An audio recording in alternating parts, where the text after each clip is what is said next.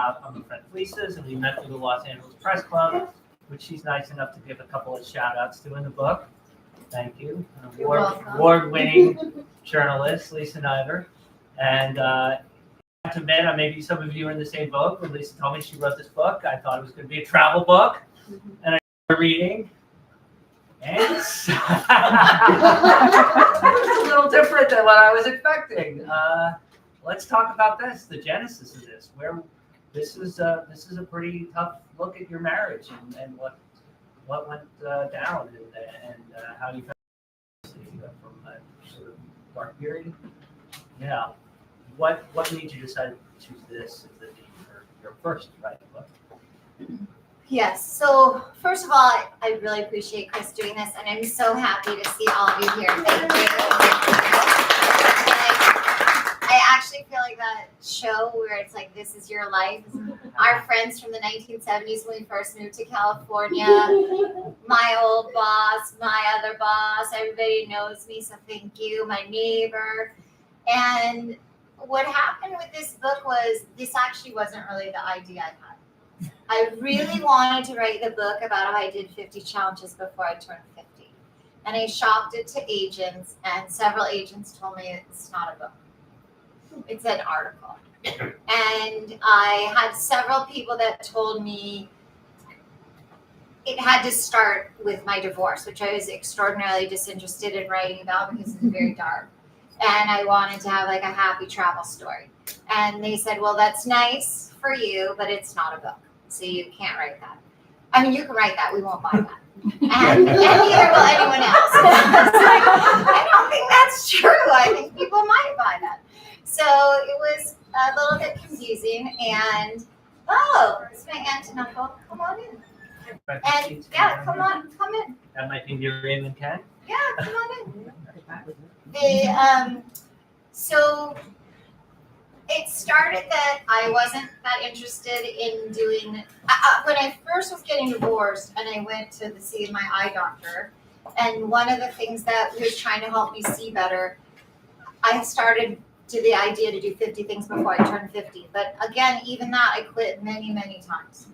And then when I was deciding it would be a book, I quit that many, many times. And I actually wish, in the movies when someone's in jail, they put the hashtags for every day they're in jail. I thought it really would have been great if I had put a hashtag for every time I quit this project and every time I quit the book, because I think it would be like this entire whole place. Hi, come sit down. Yes. Plenty of seats. Come on in. So yeah, that's how it got started. Is I didn't want to do it.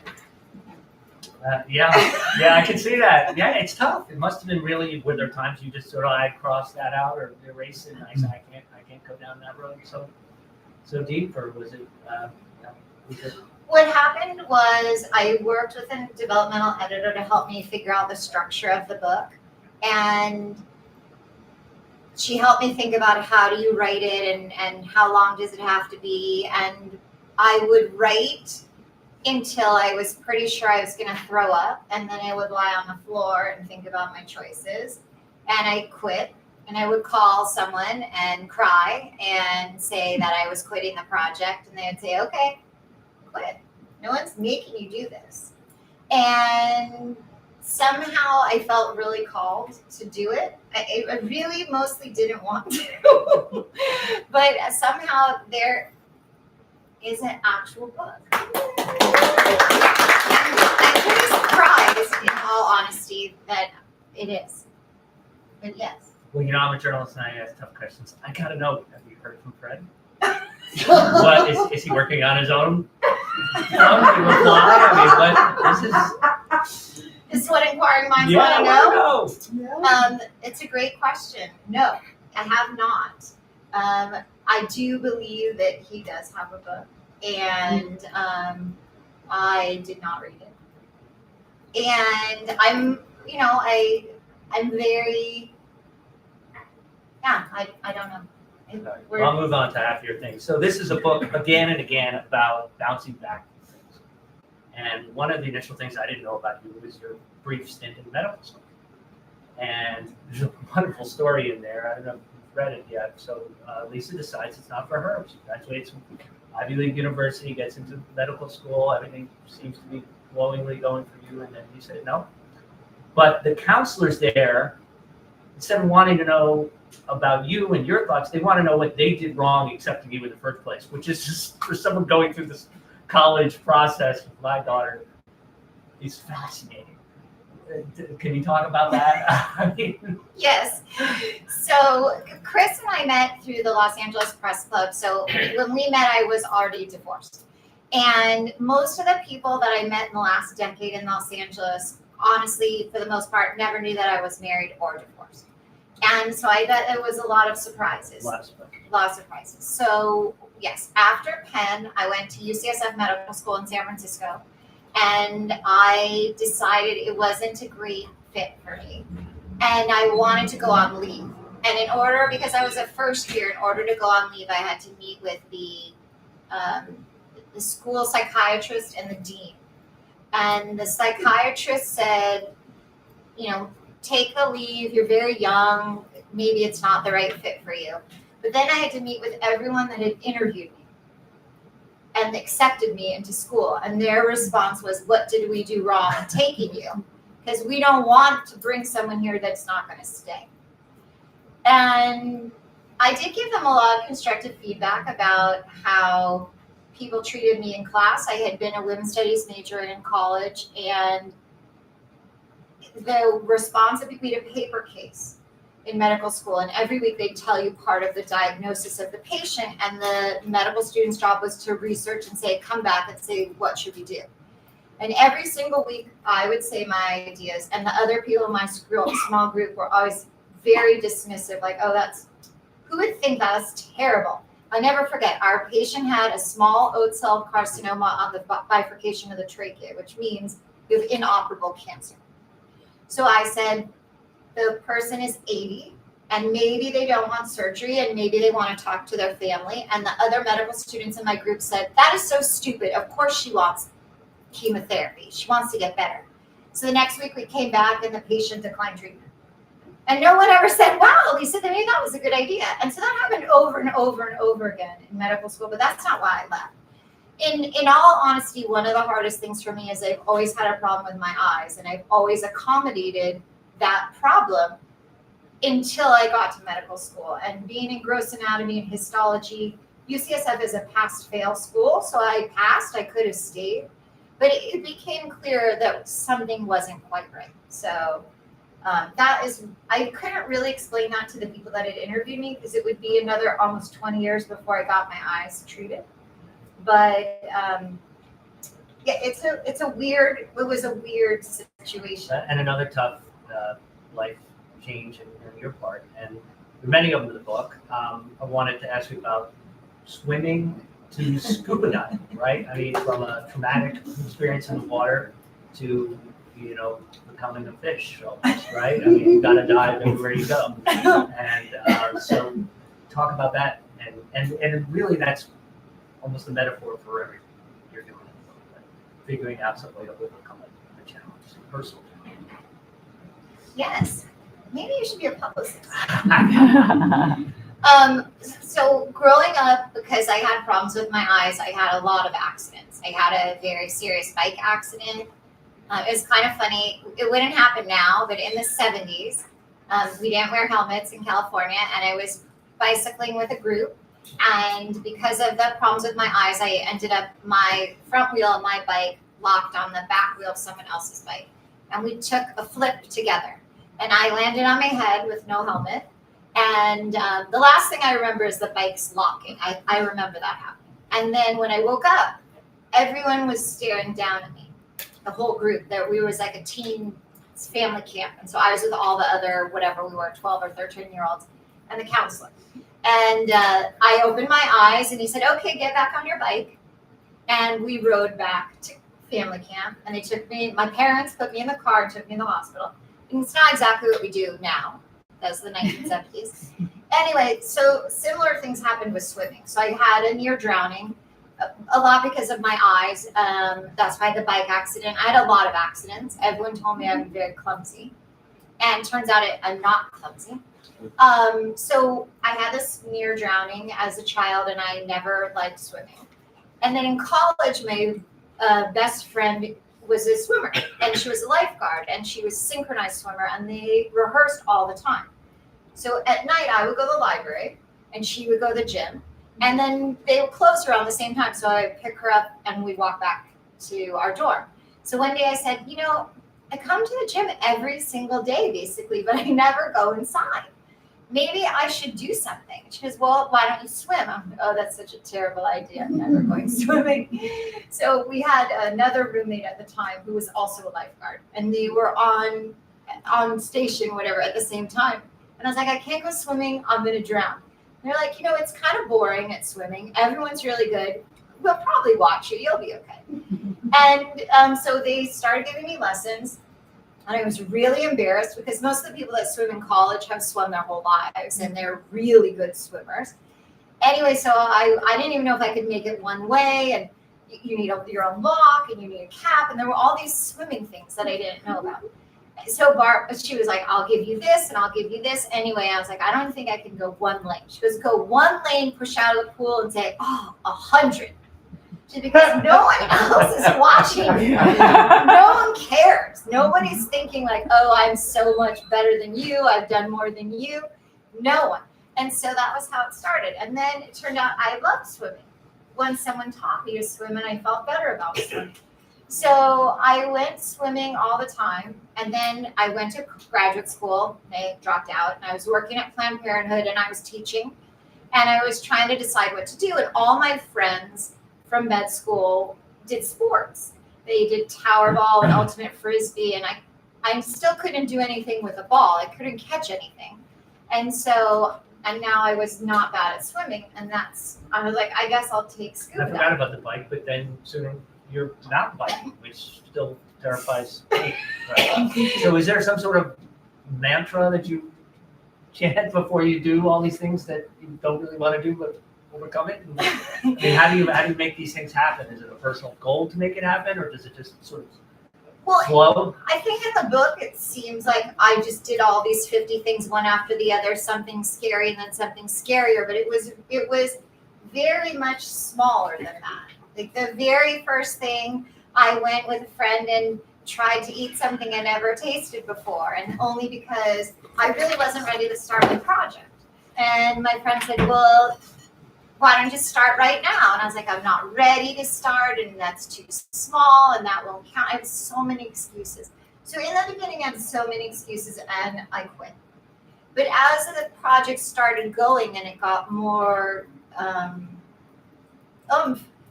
people were recommending things to me. And so mountain biking was one of my later challenges. And because I had had this biking accident, I really never biked. Anyway, so I am a decent skier because my father would rather ski than breathe. That's what we say about him. So there was no choices. You had to ski. So I wasn't bad at skiing. So I was on a women's ski clinic in Lake Tahoe. And at the women's ski clinic, you had to decide what group you went in. So I put myself in like low intermediate. And at the end of the day, the woman in charge was like, I don't understand what happened. She goes, did you get confused which group was which? And I said, no, I'm not confused. That's where I belong. She goes, you don't belong there at all. She said, you're an advanced skier. And I'm like, oh, I'm definitely not advanced. She's like, I'm the instructor. She said, tomorrow I want you to go in advanced. And I was like, I'll think about it. And then we had a terrible snowstorm, and the participants in the ski weekend were snowed in, and the instructors were snowed out. And so we didn't have to take lessons. But anyway, after this whole adventure with the ski lessons, they asked me to come back for Pumps and Pedals, which is the Lake Tahoe Women's Bike Clinic. They're like, oh, we'd love you to come and write a story about pumps and pedals and mountain biking, and we really want you to be there.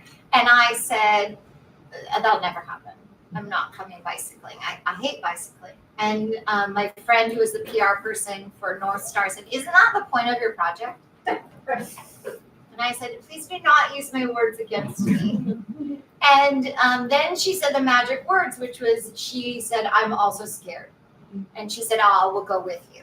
And I said, there's no way I can do a group women's clinic of biking with people that know what they're doing. I said, if you get me a private lesson with a teacher that doesn't mind crying, I might go. And I thought he was joking about the crying part. And she was scared and I was scared, and we were starting to have a lesson at the base of the mountain. And we had this young instructor, and she told me I had to learn 3 skills. And I was not learning them. It was very hard. And so we took a break, and the owner of the shop came out. And at this point, she and I had agreed that we had like a pact. At any point, if we were too scared or it was too hard or we didn't want to, we could both quit. Like, we took pictures, we were wearing the gear. That was enough. We had like a secret pact. Like, all right, anybody, we're done. And so we had kind of like, you know, wink, wink, nudge, nudge. We were not going up the mountain. We were like, we tried. We were here. Anyway, the owner of the shop comes out. His name is Shep. And Shep's like, let's go. I'm like, we want to go, but we cannot go because we had to learn 3 skills and we did not. And he was like, I don't know what you're talking about. Get on the chairlift. I was like, I'll go on that chairlift with you. It's probably a pretty ride, but I don't have to ride because I can always get back on the chairlift and come all the way down. I don't know how the ski mountain works. So we get up there and he somehow convinces us to keep going. He's very convincing. So now I have 2 instructors. And we're riding on the greens and it's not that bad. And then he stops and there's like a turn. And green is easy and blue is intermediate. And I had been promised there would only be green runs. He says, we're going to go here. And I start to cry. And I was like, I was joking about the crying. Like, I didn't want to be on the mountain crying. So he says to me, Lisa, your comfort zone is like this. He says, I'm trying to help you just get a little bit of space in there. He said, have you fallen down today? And I was like, no. He said, have you gotten hurt? I said, no. And then he was trying to convince me to go on this harder run. He's like, I have been watching you bike ride. You are fine. The only person that thinks you can't do that in the whole group is you. And I looked at him and I said, Shep, my project to do 50 things before I'm 50 is not to do 50 things until you kill me. I'm not going. He's like, it's up to you. You can go on the green run. You can go back to the chairlift. But would it be so hard if you would just try? And basically, that's how I did all of the things in the whole list, is every single time someone offered me something great, I was like, oh, no, I cannot. Well, I wanted to ask you that next, because the list is there, all of the individual 50 things. Some of them are very clear challenges, like you talked about, liking that, but others just seem really fun things to do, and seem like they might have been spontaneous in the middle of a trip or something. So how did you come up with the list? What does it take to qualify in all your travels to get on the 50? Well, that's a really good question, because one of the things when I first thought about doing 50 things before I'm 50, because I had met someone that did 40 things before she was 40. And my first thought was it was too many. And so my first thought was I could use things I'd already done. I was like, oh, I slept in the desert in Morocco. That could count. I went on a camel. And then I decided I would try to do 50 new things. And the way the list happened was very organic. A lot of it happened, someone would invite me to go on a press trip. And they talk about like, oh, we have this great craft beer. And I'm like, no, I don't want to write about that. I'm like, do you have any adventure? And then they offer me an adventure and I would say no. And then they would convince me that I probably would be okay. And I would try it. And I went on once before the list earlier. I had done a zip line, which everything with, feet off the ground was always hard for me because of my eyes. But so I went on the zip line in Puerto Rico. And the first half I was screaming in terror, and then the second half I was screaming, this is so fun. And that's basically everything on the list was like, no, no, no. Oh, wait, this is kind of good. I like it. Got it. Can we do the R-rated portion of the interview? The gratuitous sex. So there's you discuss your time at Club Med, which you call Club Bed, and then the what do they call them? The gem narvers? What do they call them? The geos and the GMs. Yeah. You're almost encouraged to fool around with the guests, and then you go to the cruise ship and you can't fool around with the guests, but you can do anything you want below deck with the other staff. And so He's wondering, a good reader. I'm like, is any of this still allowed anymore? I mean, this is we've come a long way since those days, I think. I don't know what are you hearing from your? It is true. When I worked for Club Med was a long time ago, and I had been teaching school. I'd been teaching preschool in San Francisco in the public school system, and San Francisco Unified Preschool was part of this school system. And through a variety of it's like an episode of Faulty Towers, I ended up with half of 3/4 of a job.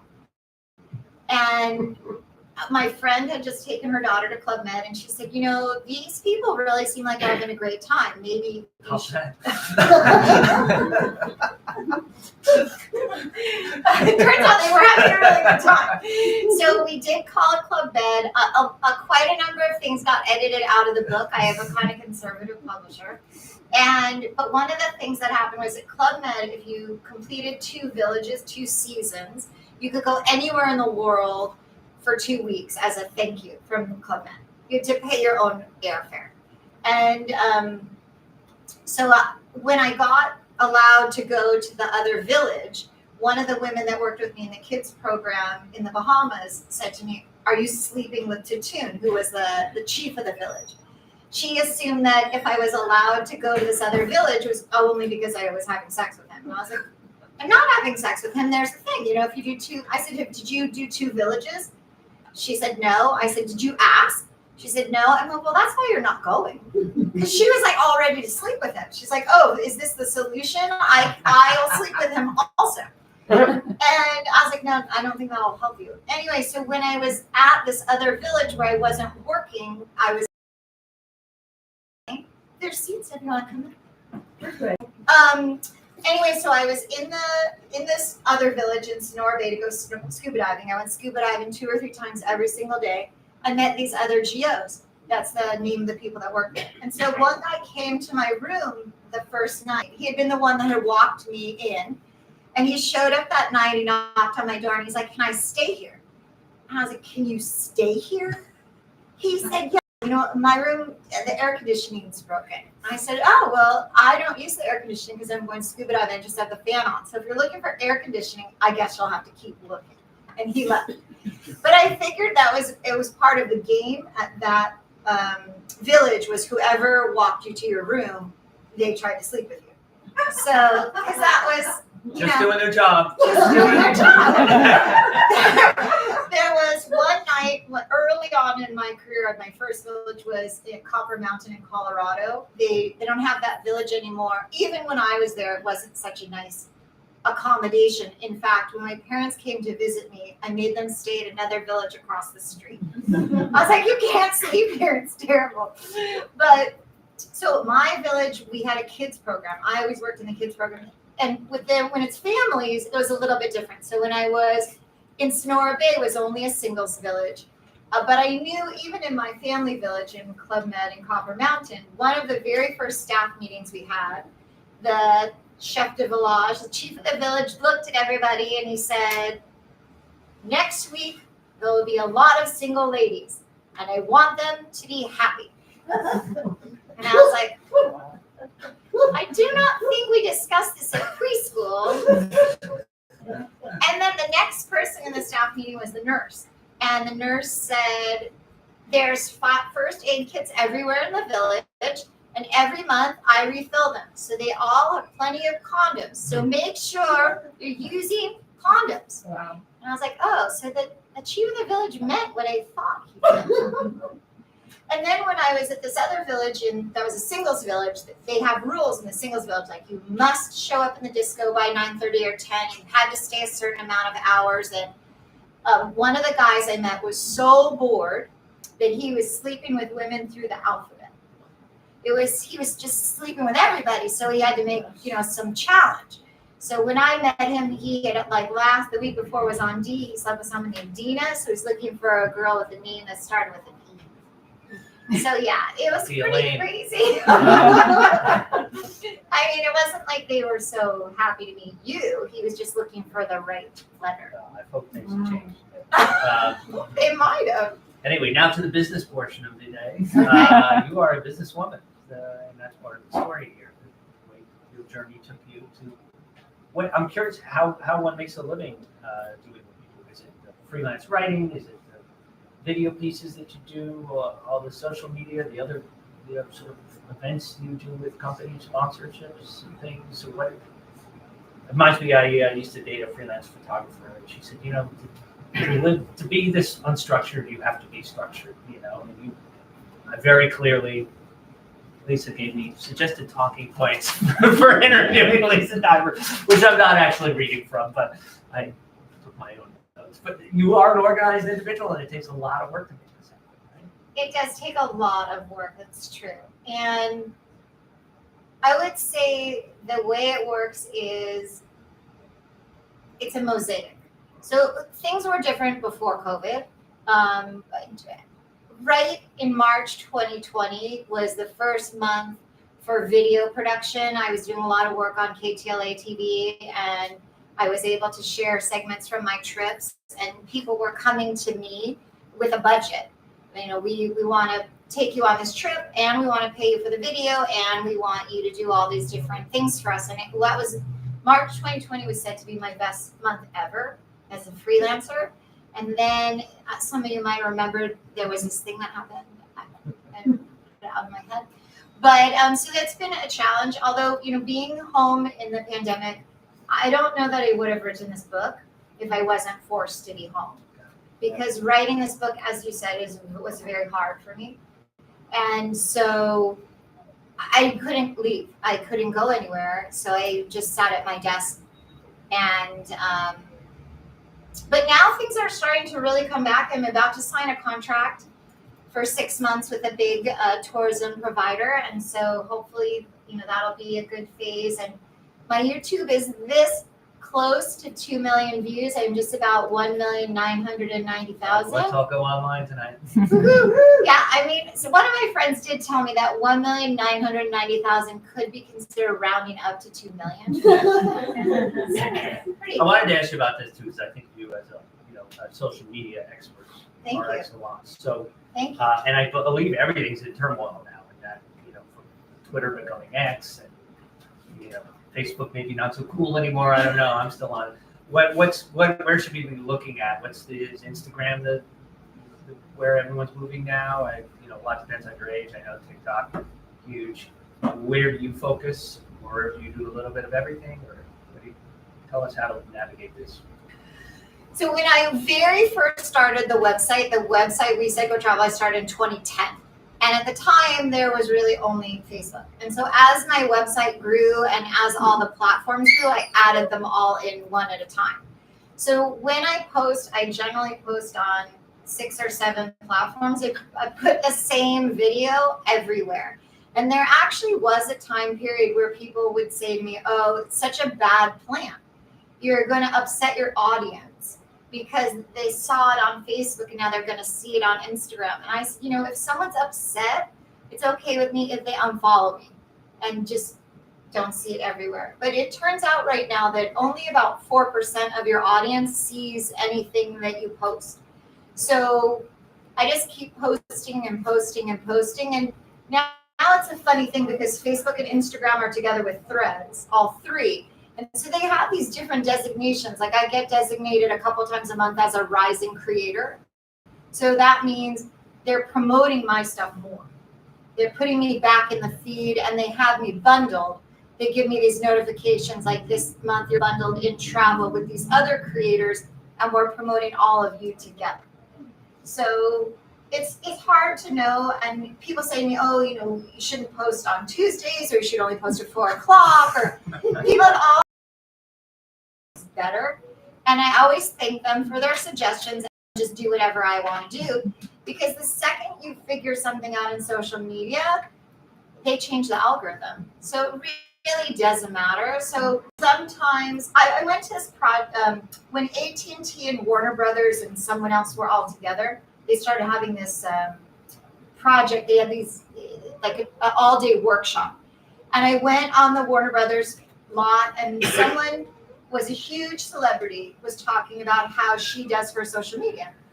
And she said, well, sometimes I really feel like doing something, so I post 3 times in the same day. And then for 3 days or 3 weeks, I don't feel like doing anything, so I don't. And I was like, Okay, so really, it doesn't matter. You have to be consistent. However, I always tell people if you're getting started, like if you want to have a website, post once a month, post once a week, whatever you can be consistent about. I used to 3 times a week, but then since the book came out, I figured, who cares? I just post as much as I want. And I'll probably slow down because it's a lot. But it's the book's doing really well. Now the travel talk. Can you believe it took this long? I'm sure you get asked all the time, what's your favorite place in the world? But I'm not even going to do that. Like top 5, just whatever pops to your head. Because there were some amazing experiences described in this that I didn't even know about it.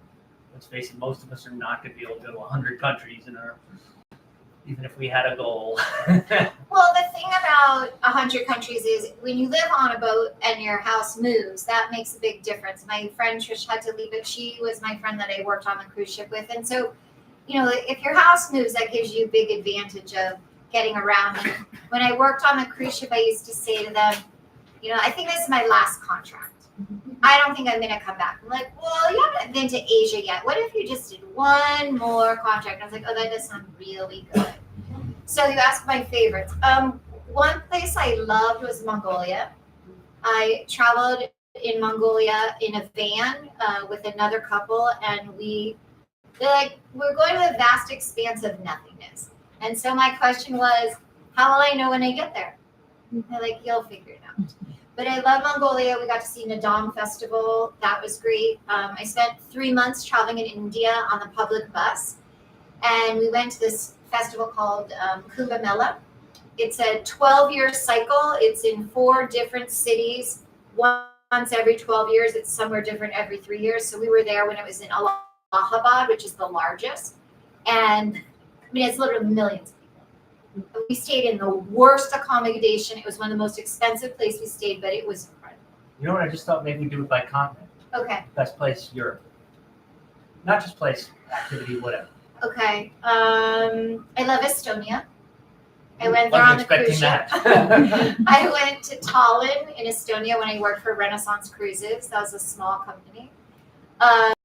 What's my next one? Africa. I got to go on safari with Abercrombie and Kent, which was amazing. I love seeing all the animals. The thing that was surprising to me about safari is I expect to see animals, but I didn't expect that all day long I would see animals. At night, it's sleep in we call them tents. It's much nicer than any hotel. It's so nice. But anyway, we could hear the lions during the night, and that was a little scary because I was like, how close? They roar? Or what? You could hear them. They're like, do I smell like lunch? But yeah, we saw animals from the minute, when we got in the plane to go to the safari camp, they had to move the zebras off the runway. So you're already seeing animals, and then we went up in the plane and we saw a herd of elephants, and then we came down and we saw this animal. I can't think of what its name is, but it looks like it's wearing jeans. That's the funniest looking animal. But yeah, that was amazing. Isn't that always with cartoon animals? They just have pants or something, a shirt or whatever. They do. All right, Australia, New Zealand, anything? I mentioned something to do with diving, right? In Oceania, I've been a lot of places actually. I went to the Solomon Islands for the 75th anniversary of the Battle of Guadalcanal, and I did a story for the Smithsonian. And when I came back, my dad is always like, oh, I really want to help you, but he's like, I'm a dentist. I don't know people. Maybe I know somebody. I don't know. So I come back from the Solomon Islands. I'm doing this story. I've seen historic tanks and down we scuba dived with planes and boats that were hit by missiles. Not missiles, mines. And I come back and my dad says, would you like to interview someone from the battle?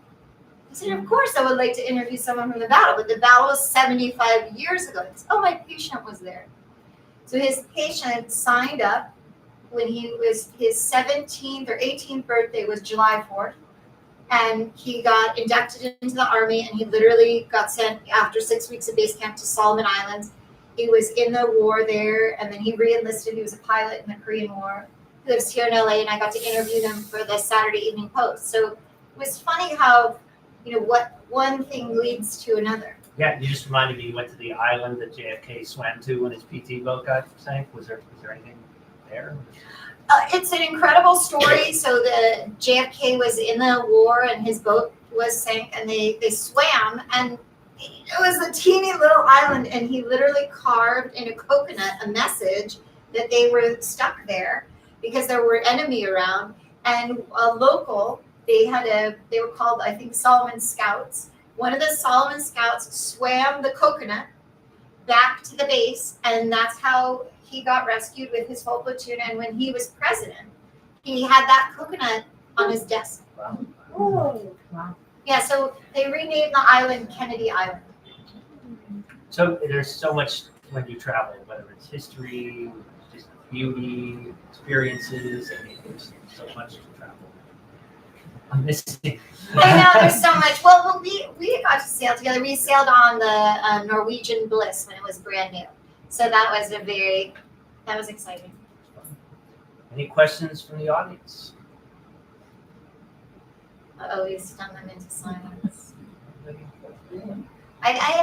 are you going next? Where am I going next? Tomorrow I'm flying to New York. I'm going to sign books at Adweek. Woo! Yes, I'm very excited. I was trying to decide, there's people here from every decade of my life, which I think is true. So you guys from the 70s, you know me forever. You described something, it was a Hebrew cleansing ceremony of some kind you went through that sounded neat and spiritual. And Yes. Can you talk about that? Yes. So one of the most important things to me here in LA is being part of my temple, Stephen Wise Temple. And when I was getting divorced, I met with my rabbi, and we talked about when I first met with him, I still decided if I was getting divorced, but it seemed obvious to him. So first I had to get divorced. I got a lawyer, I got divorced, and then there's a Jewish divorce called the get. And then he said to me, after I had my Jewish divorce, I could go to the mikveh. I think that's what you're talking about is, traditionally, some Jews go to the mikveh before Shabbat, some go before the New Year. Brides often go before they get married. So I wasn't going to as like a divorce mikveh. I went as like a starting my life again, like having a new chapter.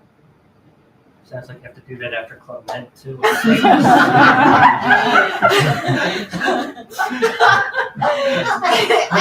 think I might have scarred you, Chris. You don't have to go. Chris is never going to Club Med.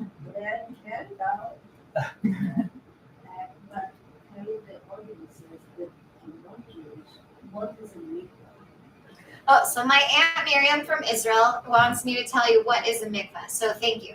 The mikveh is a ritual bath, and it has to have flowing spring water, and it has to be a certain size, it has to be blessed, and you do ritual 3 immersions, and someone watches to make sure that it's a kosher, a good immersion. You have to not be touching anything. Your hands can't touch, your feet can't touch. You have to be fully immersed.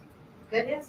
Are you able to do that in Los Angeles? Where's the spring in Los Angeles? It's a good question. So at American Jewish University, which used to be called University of Judaism, which is really across the street from Stephen Wise, I don't know if that's the only mikveh in one to me. I think there are a couple for the Orthodox community, but that's the community one. Oh, okay. Yeah. Yes, my friends are saying there's multiple. Is there a place you haven't been to yet that you really would like to go? Oh, that is such a good question. Yes. So the place I really want to go is on my book. It says I've been to 6 continents. If you're watching, I would like to go to Antarctica. Yes. But honestly, there's a lot of places that I still really want to go. I've never been to Sedona.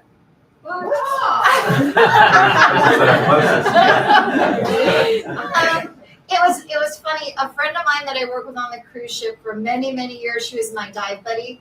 And we went diving all around the world. In fact, we even went scuba diving in Juneau in Alaska. So she's been raising her kids in Italy. She married another friend who's now captain. When we started, he was a second officer, very junior, but now he's a captain. Anyway, so for 1 year, they decided to raise their kids in America. They were here in California for a full year. And their daughter, who's 15, really wanted to go to Death Valley. She saw it on TikTok and she thought it looked really cool. And it was COVID and we couldn't really go anywhere, but we could travel there by car. So after the kids came up with this idea, she has 2 teenagers, Julie and I admitted neither of us had ever been there. And the kids were so shocked. You've been everywhere around the world. You've never been to Death Valley. So we went to Death Valley and we had a great time. And then for their next break, they're like, where else haven't you been? So we took them to Joshua Tree because neither of us had ever been there. And she also grew up here in California. So we both grew up here, but we were too busy going other places. Channel Islands. That was the very first time I went snorkeling in high school. We went to the Channel Islands. But I haven't been since I was Forgotten national parks near LA. Yeah. But no, there's a lot of places I haven't been. I've never been to Brazil. That's on my list. Brazil would be nice. Antarctica. You want to go? Yeah. I know somebody asked me that could I lead a trip. So we discussed that before. You could do that, right? I could do that. That would be business. You'd be great at it. Thank you. Hey, are we having business together? You can write about it in Bloomberg. That's it. I'm just Nice. Chris, along for the ride. Chris is one of the nicest journalists in LA, by the way. When I was first back in Los Angeles and I first went to the press club events, Chris at the time was the president of the press club, and he was always so kind and he always introduced me to people. And in fact, I recently was interviewed by Bloomberg. It actually didn't have anything to do with Chris, but he has helped me a few times pitch stories that he always said he would help me with. So, Can we end on a journalism note? There's a line in the book that I really liked, and I can't remember it exactly, but it's something like my ex tried to get me to lose my belief in myself, and I'm becoming a believer in me. Something like that. Do you remember? Thank you. Well, I really appreciate you doing this with me, and I so appreciate all of you being here on a sunny Saturday.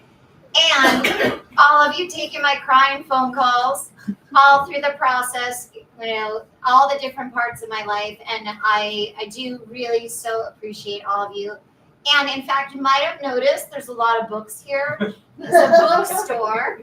So we hope that you will buy some books because that is good for the bookstore and it's good for the authors. And I would love to sign a book for you. And please, please don't leave before I get a picture with you because I'm so excited that you're all here. So thank you.